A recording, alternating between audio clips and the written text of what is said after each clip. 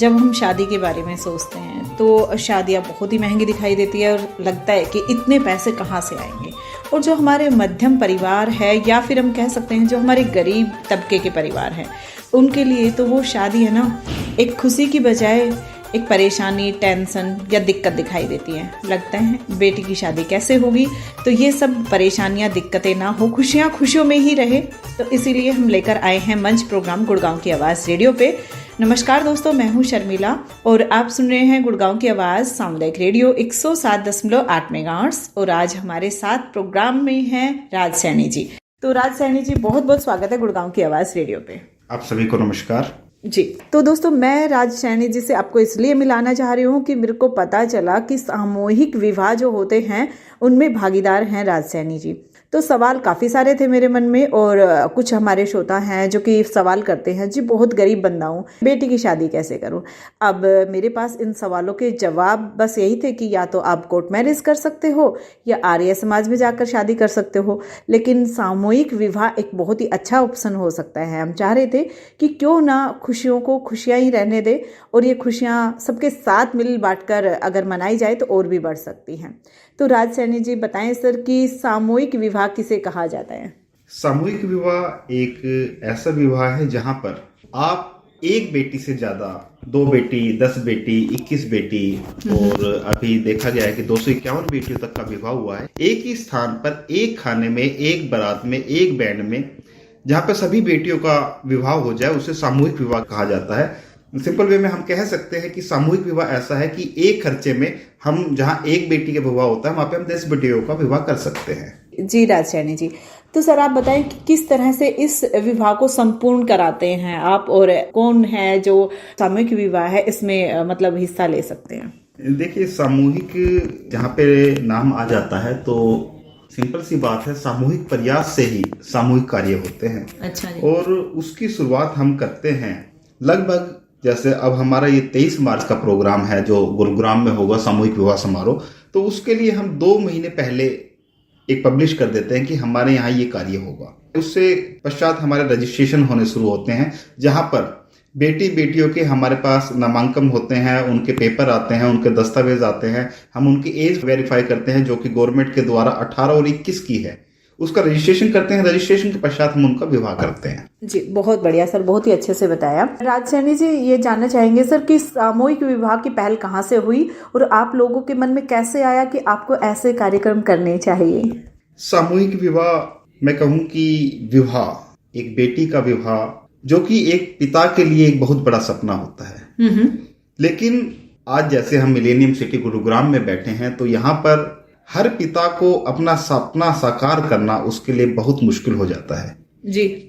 क्योंकि अक्सर देखा जाता है कि आजकल की जो शादियां हैं उसमें 10-20 लाख रुपए कोई चीज ही नहीं है, और वो 10-20 लाख रुपए एक लोअर मिडिल क्लास या जो हमारे जरूरतमंद हैं उनके लिए बहुत ज्यादा हो जाता है। तो उसी कड़ी में हमने देखा कि बहुत सी बेटियां हैं जो कि अपनी उम्र से भी ज्यादा हो जाती हैं।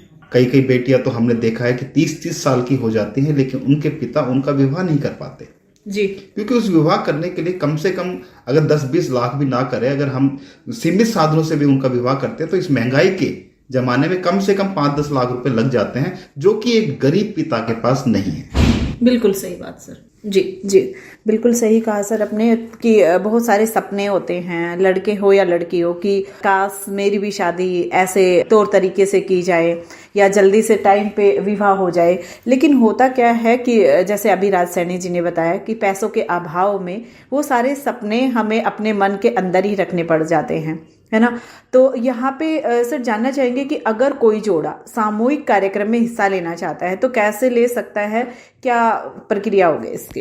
देखिए, सबसे पहले जैसे मैंने अभी बताया भी है कि हम कभी भी कोई सामूहिक कार्यक्रम करते हैं तो हम उसके बारे में पब्लिक में प्रचार करते हैं। अच्छा जी। और तो हम तो प्रचार यहाँ तक करते हैं कि जो हमें लगता है कि ये कस्बा स्लम एरिया है, यहाँ पे या जरूरतमंद परिवार है, हम वहाँ पे स्वयं जो फ्लायर होते हैं, जो पर्चे होते हैं, हम वो खुद घर घर जाके हम उनको बांटते हैं और उनको विवाह की जानकारी देते हैं। विवाह की जानकारी देखने के बाद हमारे पास जो जरूरतमंद परिवार होते हैं, जो सौभाग्यशाली बेटियां होती है जिनका हमें विवाह कराना होता है, वो हमारे पास आते हैं जी। हमारे पास आते हैं तो हम सबसे पहले हम उनके जो डॉक्यूमेंट हैं, जैसे आधार कार्ड है, आधार कार्ड के बाद पैन कार्ड है, राशन कार्ड है, फैमिली कार्ड है, और मैं सबसे जरूरतमंद जो दस्तावेज समझता हूँ जो सभी बेटियों को या हर बेटे को रखना चाहिए, वो स्कूल की मार्कशीट है। स्कूल की मार्कशीट में दस्तावेज के साथ साथ एक ऐसी सीडी भी है जो कि आपके संपूर्ण जीवन में आपकी जो शिक्षा है उसमें भी काफी योगदान होता है। तो इसलिए जितनी भी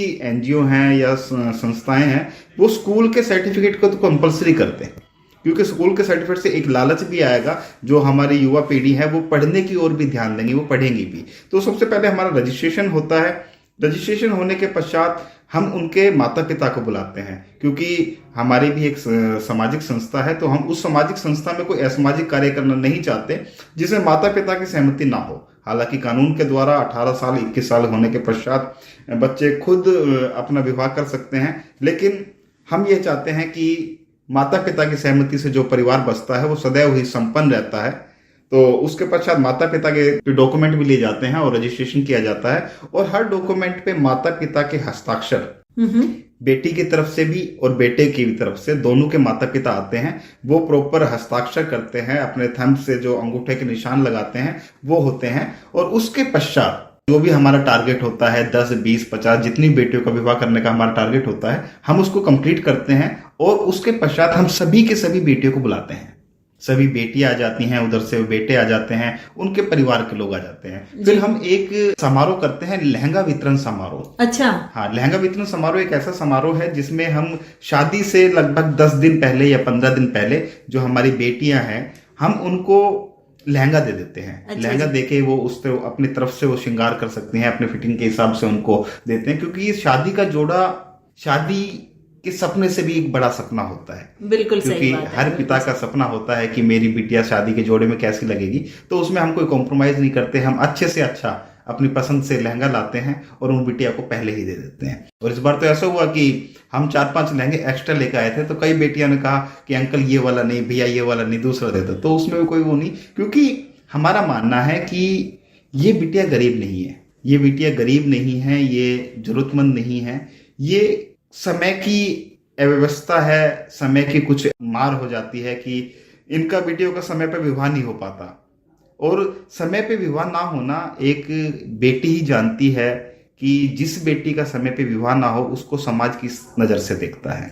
बिल्कुल, और सोचा भी जाता है और बोलते भी हैं लोग कि बेटी पिता को भारी नहीं होती, गांव को भारी हो जाती है। ये कहावत काफ़ी दिन से सुनते आए हैं, लेकिन इस कहावत को कब बदला जा सकता है, जब हमारे समाज में जागरूकता होगी।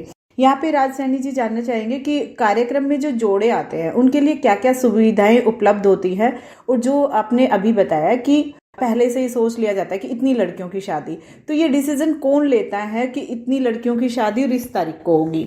देखिए, ये डिसीजन तो एक जैसे कि बताया कि सामूहिक जो शब्द है वो सामूहिक प्रयासों से ही बनता है। तो सामूहिक प्रयास ही होते हैं और सामूहिक विचार विमर्श के पश्चात ही ये तय किया जाता है कि हम कितनी बेटियों का विवाह करेंगे। तो इसमें हमारे सभी के सभी जो भी हमारे बुजुर्ग हैं, जो भी हमारे साथी हैं, सदस्यगण हैं, सभी से विचार विमर्श करके एक संख्या निश्चित कर दी जाती है कि इस तारीख और जोड़े कितने जोड़ों का विवाह किस तारीख को किया जाएगा, किस समय में किया जाएगा। तो ये हम सभी की आपसी एक सहमति होती है, उसके पश्चात हम ये करते हैं। जी, जैसे कि हम जब शादियां करते हैं राज सैनी जी, तो कहीं पंडित से पूछते हैं, जाते हैं कि कौन सा दिन शुभ होगा, क्या घड़ी होगी, तो इसके लिए भी क्या आप कोई शुभ दिन वगैरह कहीं से पूछते हैं, बताते हैं, तब ये निश्चित किया जाता है या फिर अपनी मर्जी से ही डिसाइड करते हैं? देखिए, हमारे लिए सबसे शुभ घड़ी वो है जहाँ पे हमारे देवी देवताओं का नाम आ जाता है। और जहाँ देवी देवताओं का नाम आ जाता है, जहाँ पे भगवान राम का नाम आ जाता है, तो वो तो अपने आप ही एक सरल छवि हो जाती है। अब जब बच्चा इस दुनिया में आता है, क्या वो पूछ के आता है कि कौन सी शुभ घड़ी है? जी, ऐसा कुछ नहीं है। तो हर शुभ घड़ी है।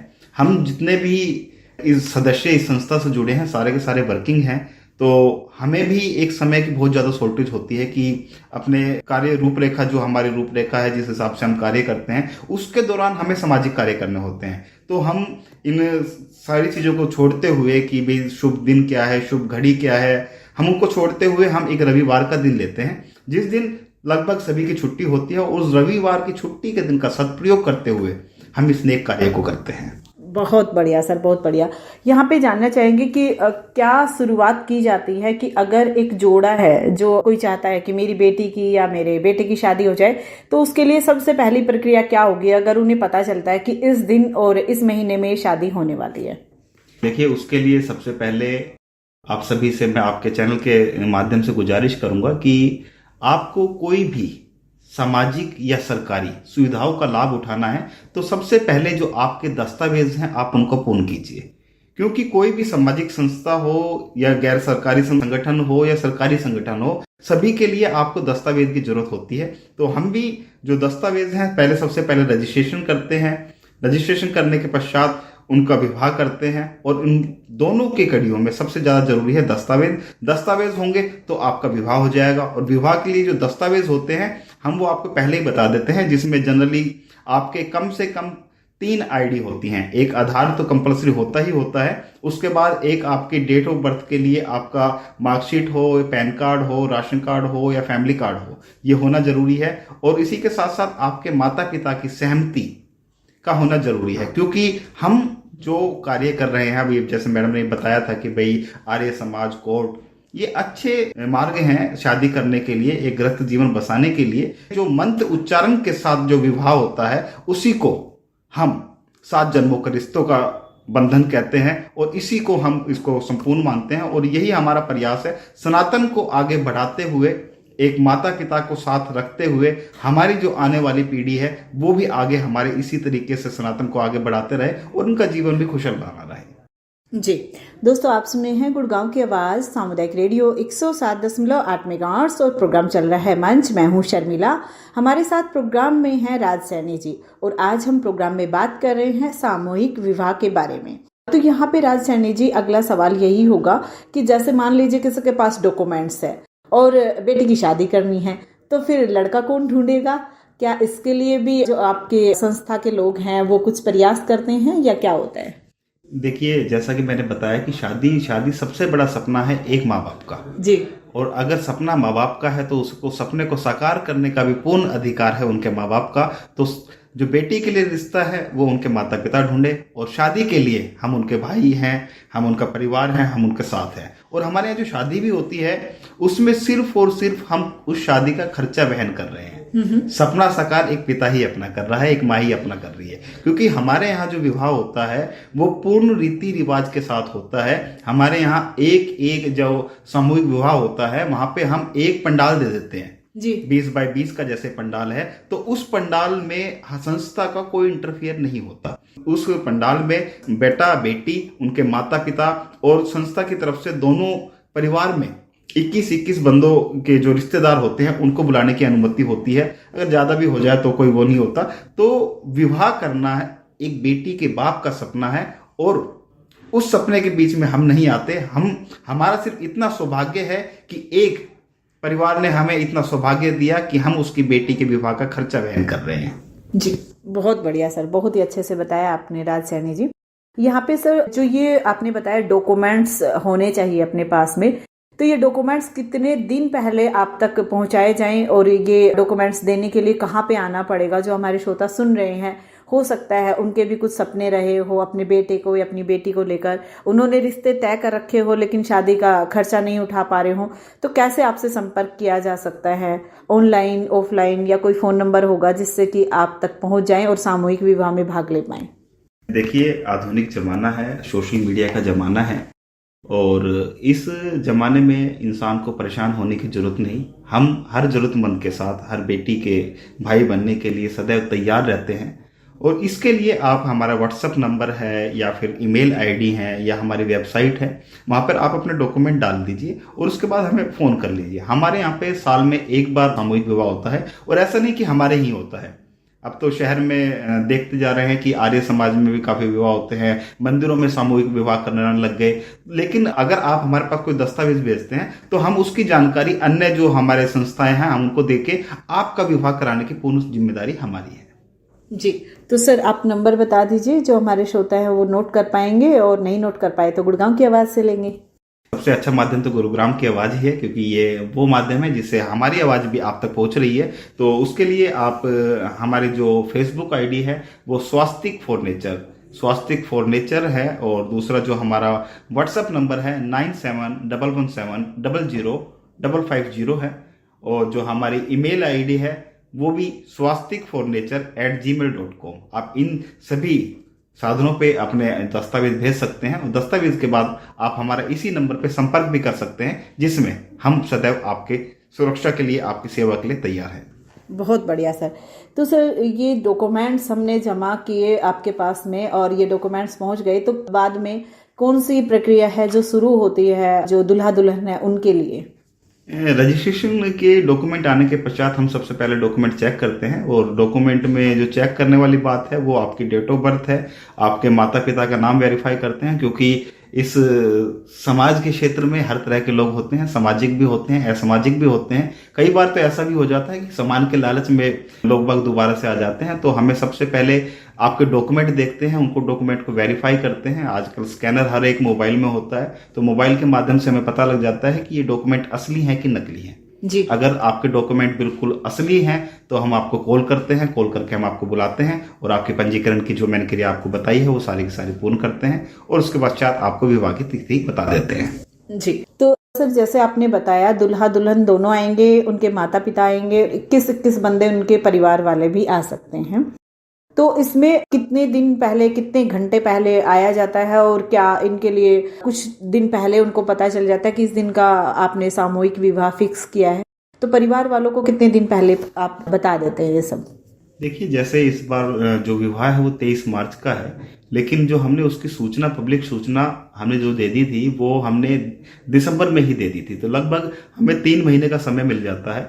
और 3 महीने का जो समय होता है ये पंजीकरण के लिए ही होता है, क्योंकि साधारण सी बात है, अगर किसी माँ बाप को अपनी बेटी का विवाह करना है तो उससे पहले रिश्ता भी देखेगा, रिश्ते के लिए उसको थोड़ा सा समय भी चाहिएगा, तो 3 महीने का समय होता है जिसके अंदर एक पिता आसानी से रिश्ता भी तय कर लेता है और हमसे संपर्क भी कर लेता है, और हम उसके हिसाब से उसका पूर्ण रूप से विवाह भी कर देते हैं।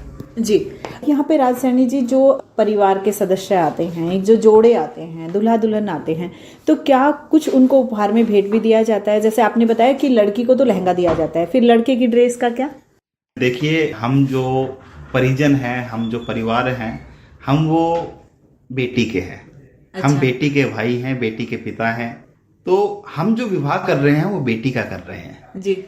तो इसलिए हमारी जो जिम्मेदारी है, पूर्ण जिम्मेदारी है, वो बेटी के विवाह की है। उसमें जो शगुन स्वरूप हम जो अपनी बेटी का सामान, वो भी हमारी कोशिश रहती है कि शायद कल को हम अपनी बेटी का विवाह ऐसा करेंगे तो वो इतना भव्य ना हो पाए जो आज हम हो रहा है। अगर आप हमारे इसमें विवाह का देखते हैं तो ये विवाह वो नहीं है कि आपने गलियारों में कर दिया। हमने ये जो विवाह है ये प्रॉपर वाटिका में किया है। वहां पे वाटिका है, वाटिका में है। उसके साथ साथ ये नहीं है कि आप छोटे 1-2 ढोल बज के आ रहे हैं, प्रॉपर आपके लिए यहाँ पे हमने जैसे नासिक बैंड किया है और जनरल जो दूसरे बैंड होते हैं वो बैंड किए हैं, उसके साथ साथ ढोल का प्रयोग किया है। उसके साथ साथ हर दूल्हे के लिए एक घोड़ी की व्यवस्था है। क्या बात है। अब 21 जैसे हमारे यहाँ 21 बेटियों का विवाह है तो 21 घोड़ियां होंगी और 21 उसपे दूल्हे होंगे और 3 तरह के हमारे यहाँ बैंड होंगे। पूरे नाचते गाते बाराती आएंगे और वो हमारे पंडाल तक पहुंचेंगे। और ऐसा ही नहीं कि ये सामूहिक विवाह है तो यहाँ पे कोई रीति रिवाजों का सम्मान नहीं किया जाएगा। पंडाल में पहुंचेंगे, पंडाल में पहुंचने के बाद जैसे हरियाणवी बात करें तो हर घर में एक नीम झराई की होती है, आरते की रस्म होती है, नीम झराई आरता। उसके पश्चात मुंह मीठा कराने की रस्म होती है। उसके पश्चात एक जो हमारे यहाँ पे जो सबसे भव्य कार्यक्रम होता है, बेटी की रिंग सेरेमनी। बेटों की रिंग सेरेमनी और जो आजकल चल रहे हैं कि जयमाला। जयमाला जब हमारे यहाँ पे होती है तो ऐसा लगता है साक्षात भगवान श्री राम का यहाँ पे विवाह हो रहा है। बड़ा ही अच्छा दृश्य होता है, आंखें भी नम हो जाती है हर पिता की और हमारी भी आंखें नम हो जाती हैं कि ऐसा लगता है कि प्रभु श्री राम ने हमें सौभाग्य दिया है।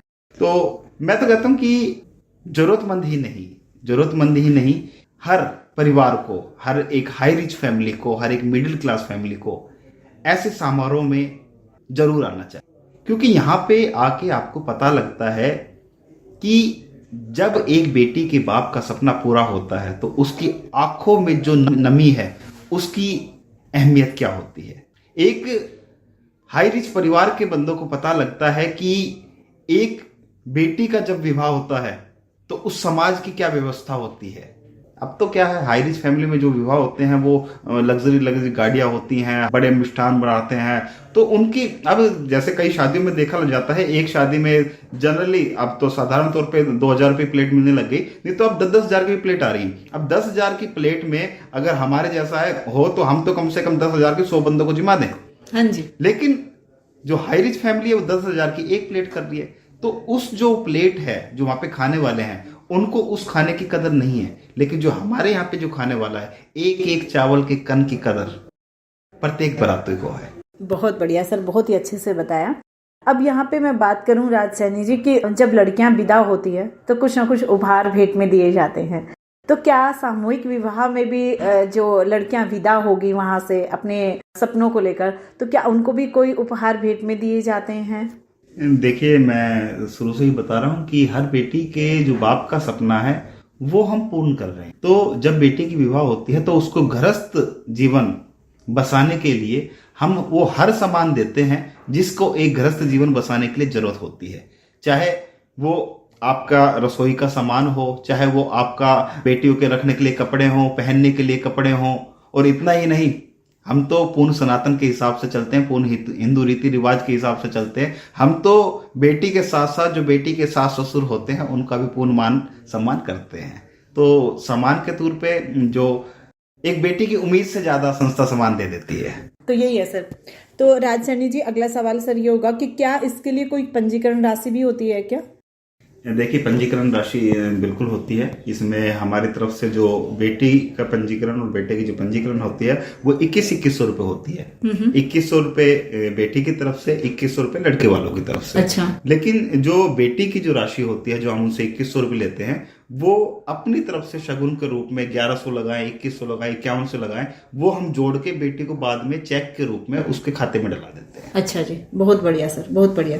तो सर ये आप कैसे डिसाइड करते हैं राज सैनी जी कि हाँ ये परिवार है और इसको सामूहिक विवाह में हम शामिल करेंगे, मतलब वो है ही इस लायक कि हम उसको शामिल कर सकते हैं, या फिर कोई ऐसे ही लालच में आ गया कि हमें सामान मिल जाएगा और फिर हम इस सामान को चाहे बेचे चाहे रखे कुछ भी कर सकते हैं? तो कैसे डिसाइड किया जाता है कि ये जोड़े हमें अपने सामूहिक विवाह में लेंगे? देखिए, जहां तक बात है कि जिसने हाथ पसार लिए उससे बड़ा तो कोई गरीब होता ही नहीं, क्योंकि आप या तो भगवान के आगे पसारे जा सकते हैं या फिर माँ बाप के आगे पसारे जा सकते हैं। और रही बात कि हम वेरीफाई कैसे करते हैं, तो जो बच्चे हमारे पास आते हैं, एक कहावत है बड़ी पुरानी कि चोर की दाढ़ी में तिनका, तो उनके चेहरे से ही हमें पता लग जाता है कि कौन असली है कौन नकली है। जो आज के समय में कई बेटियां हमने देखी हैं, कई बेटियां ऐसी भी होती हैं कि आज के समय भी उन बेटियों के फटे हुए कपड़े होते हैं, वो बेचारी सिलाई कर करके उनके कपड़ों को पहनी होती है। उनके शिकल अगर आप देख लो तो आप ये कहो कि वाकई में निर्धनता है जी। और रही बात दूसरी, देखो हर चीज हम भी भगवान नहीं है कि चेहरे से हम पहचान जाए कि कौन गरीब है कौन अमीर है। तो हम रैंडमली, जैसे हमारे पास अगर 21 जोड़े हैं तो हम हर तीसरे चौथे जोड़े के पास एक जनरल, जैसे उनके पास परिवार से फोन कर लिया, हाँ जी आप उनके परिवार से बोल रहे हो, तो एक वो वेरिफिकेशन हो जाती है। हाँ ये है कि हमने जैसे इस बार भी और पिछली बार हमने 3 जोड़ों को कैंसिल किया था और इस बार हमने 2 जोड़ों को कैंसिल किया है। अब एक बिटिया थी, वो सिर्फ हमारे हरियाणा की रहने वाली थी, लेकिन वो अपने माता पिता की सहमति नहीं ले पा रही थी, तो हमने उनको मना कर दिया कि हम आपको विवाह नहीं कर सकते। एक हमारे पास पिछले वर्ष एक जोड़ा आया था, हालांकि वो बिटिया हैंडीकैप भी थी, लेकिन उसने कहा कि हम विवाह करना चाहते हैं। तो उसके हमने दस्तावेज देखे, तो एक जो आधार कार्ड था उसमें उनके पिता का नाम लिखा था जी, और जो दूसरा आधार कार्ड था जो हम जो डिजिटल उससे मंगाते हैं व्हाट्सएप के माध्यम से, उसमें उसके पति का नाम लिखा था। ओहो। तो वहां से दस्तावेज के आधार से बेसिकली क्या होता है कि हमारे यहाँ जो दस्तावेज होते हैं वो ये नहीं है कि भाई आप आए, आपने रजिस्ट्रेशन कराया और आप चले गए। दस्तावेज के पूर्ण रूप से कई प्रक्रिया होती हैं। जैसे हमारे संस्था में सलाहकार हैं, सलाहकार के बाद हमारे संरक्षक हैं, संरक्षक के बाद हमारे सदस्य हैं। तो जो दस्तावेज हैं वो ये नहीं है कि भाई सिर्फ मैंने चेक कर दिया उसके बाद हो गया रजिस्ट्रेशन, प्रॉपर अलग अलग रूप से वेरीफाई होते हैं। अब और देखो सबसे बड़ी किस्मत है, अब इसमें ये भी नहीं कह सकते हम सभी के सभी, हो सकता है गरीब हो या जरूरतमंद हो, कई बार हो भी जाता है कि कोई अपनी किस्मत का ले भी जाता है, तो इसमें कोई नहीं है। लेकिन हम अपनी तरफ से पूर्ण तसल्ली करते हैं कि कोई भी बंदा इस सुविधा का कोई मिसयूज ना करे। जी। तो राज सैनी जी, जगह कैसे निश्चित करते हैं? और कुछ लोग दूर दूर से भी आते होंगे आपके पास में, तो ये सब कैसे डिसाइड करते हैं कि वो टाइम पे पहुंच जाए? कुछ टाइम निश्चित किया जाता है कि इतने बजे तक तो जोड़े को पहुंचना ही है, परिवार के सदस्य को पहुंचना ही है? देखिए, ये बड़ा अच्छा सवाल किया आपने। और ये अगर समस्या के बारे में पता पूछे, भाई माँ बाप को समस्या क्या आती है विवाह करने में, तो एक समस्या मेरी तरफ से, एक समस्या यही आती है क्योंकि हम विवाह कर रहे हैं गुड़गांव में। हाँ जी। और ये विवाह है सामूहिक। हाँ। और इस सामूहिक में 21 स्थान से 21 बेटियां आएंगी, तो 21 स्थान से 21 बेटे आएंगे। तो उनको अलग अलग जगह से आने में थोड़ी सी असुविधा तो होती है। जी जी। लेकिन उसके लिए हम क्या करते हैं कि हमने जो विवाह का समय रखा है वो दिन का रखा है। अब जैसे कई हमारे पास बिहार के भी जोड़े आए हुए हैं, मूल निवासी बिहार के हैं लेकिन रहते यहीं पे कहीं आसपास हैं। और एक जोड़ा हमारे पास यूपी से जेवर के हैं, 2 बच्चे। अब जेवर से आने का समय ही कम से कम 2-3 घंटे लग जाते हैं। तो हम उसके लिए क्या करते हैं, पहले ही उनके माता पिता को, बच्चों के माता पिता को बुला के हम उनको पहले जगह बता देते हैं कि भैया लड़की वाले हैं, जो लड़की वालों को यहाँ पे ये मंडप होगा, और जो बेटे वाले हैं, बेटे वालों को हम ये बता देते हैं कि यहाँ पे बारात रुकेगी। जी। तो हम पहले ही उनको बता देते हैं। और समय का ध्यान इसलिए रखते हैं, दिन का विवाह इसलिए रखते हैं क्योंकि अगर जैसे हम 4 बजे के आसपास बेटी की विदाई कर देते हैं, अगर कोई बंदा दूर का है तो आसानी से अपना साधन लेके अपने घर तक पहुंच सके। जी, बहुत बढ़िया सर, बहुत ही अच्छे से बताया राज सैनी जी। कौन कौन से एरिया के लोग इस सामूहिक विवाह में हिस्सा ले सकते हैं? जैसे आपने बताया कि दूर दूर से भी लोग आते हैं सामूहिक विवाह में। देखिए, वैसे तो हमारा जो टाइटल है इसका, हमारा टाइटल ये है, सभी धर्मों की सौभाग्यशाली बेटियों का सामूहिक विवाह समारोह। तो हम इसमें ना तो कोई जाति पाति देखते हैं, ना कोई धर्म देखते हैं, और स्थान की तो बहुत दूर की बात। इसमें तो यह है, जहां तक जिसको जो सूचना मिलती है, अगर सामने वाले माँ बाप इसको विवाह को करना चाह रहे हैं तो हमें कोई उनसे आनाकानी नहीं होती, कोई ऑब्जेक्शन नहीं होता कि हम उसको विवाह को ना करें, हम विवाह कर देते हैं। लेकिन हमारी एक कंडीशन होती है सामूहिक विवाह की। इसमें हम जब रजिस्ट्रेशन करते हैं बच्चों का, तो हम उसमें उनसे साफ साफ लिखवा लेते हैं कि शादी से पहले और शादी के बाद, शादी से पहले और शादी के बाद इनके गृहस्थ जीवन की हमारी कोई जिम्मेदारी नहीं होगी जी। क्योंकि संस्था यहाँ पे सिर्फ और सिर्फ शादी के खर्चे का वहन कर रही है। क्योंकि जो लड़का है लड़की के लिए वो आपके माता पिता ने देखा है। हम सिर्फ क्या होता है कि हम उनको सपोर्ट कर रहे हैं। हाँ, हम कोई जिम्मेदारी नहीं ले रहे। आप जो दस्तावेज दे रहे हो वो भी खुद ही दे रहे हैं, खुद ही वेरीफाई कर रहे हैं, क्योंकि हम ना ही कोई गवर्नमेंट है, ना ही कोई हम भगवान है कि आपने जो डॉक्यूमेंट दे दिए वो सच्चे हैं कि झूठे। वो भी हो सकता है 100 में से 1-2 कोई झूठा भी निकल जाए। तो देखो, आज के समाज में सबसे बड़ी एक बुराई ये भी है कि कोई कितना ही अच्छा कार्य कर ले, 100 काम अच्छे कर ले, अगर एक काम हल्की सी छोटी मोटी गलती हो जाती है तो वो इंसान खराब हो जाता है। तो इसलिए सबसे पहले हम यही करते हैं कि हम सिर्फ और सिर्फ शादी के खर्चे की जिम्मेदारी उठाते हैं, उनके गृहस्थ जीवन की कोई जिम्मेदारी नहीं उठाते। यहाँ पे सर जानना चाहेंगे राज सैनी जी कि जब घर में शादियां होती है तो पूरा परिवार कई महीनों पहले तैयारी में जुट जाता है, लेकिन सामूहिक विवाह में इतनी सारी शादियां, उन सबको एक साथ शादी कराना, वाटिका करना, खाने का इंतजाम, बाराती, बाजा, सारी चीजें, तो ये सब बंदोबस्त करने के लिए आपकी टीम कितनी बड़ी है और वो कैसे बंदोबस्त कितने दिन पहले करना शुरू कर देती हैं? देखिए, जब एक बेटी का विवाह होता है तो उसमें एक परिवार जुड़ता है जी।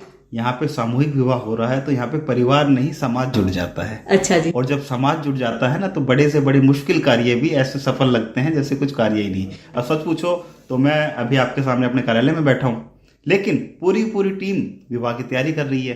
अब सबसे बड़ी बात है, महंगाई का जमाना है, तो महंगाई का जमाना है तो पैसे तो हमारे भी लगते हैं, ये तो है नहीं हमारे पैसे नहीं लगते। तो लेकिन जब समाज इकट्ठा हो जाता है, और कोई भी, मैं कहता हूँ चाहे कोई छोटा कार्य कर लो समाज का या कोई बड़ा कार्य कर ले, समाज के सहयोग के बिना वो कार्य असंभव है। तो समाज के सहयोग से, समाज की एकजुटता से ये सामूहिक विवाह संपन्न होता है। यहाँ पे राज सैनी जी, अगर कोई लड़का और लड़की दोनों जॉब कर रहे हैं, दोनों कमा रहे हैं, और वो चाहते हैं कि आपके यहाँ आके सामूहिक विवाह में भाग ले, तो क्या वे भाग ले सकते हैं?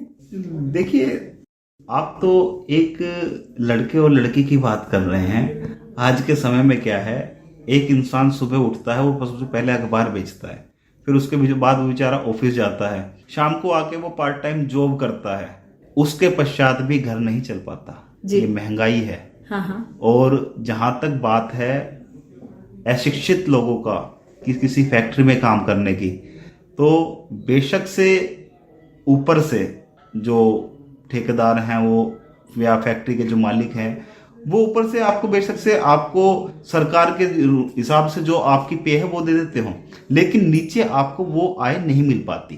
तो एक जो अगर आप कहते हो कि एक बेटा बेटी दोनों जा रहे हैं और वो दोनों, देखो साधारण सी बात है, वो अशिक्षित हैं, उनके पास संपन्न साधन नहीं है कि वो अपना विवाह वहां पे कर सके। अगर वो दोनों भी कमा रहे हैं तो उनके पास इतनी राशि नहीं हो पाती कि वो अपना विवाह खुद कर सके।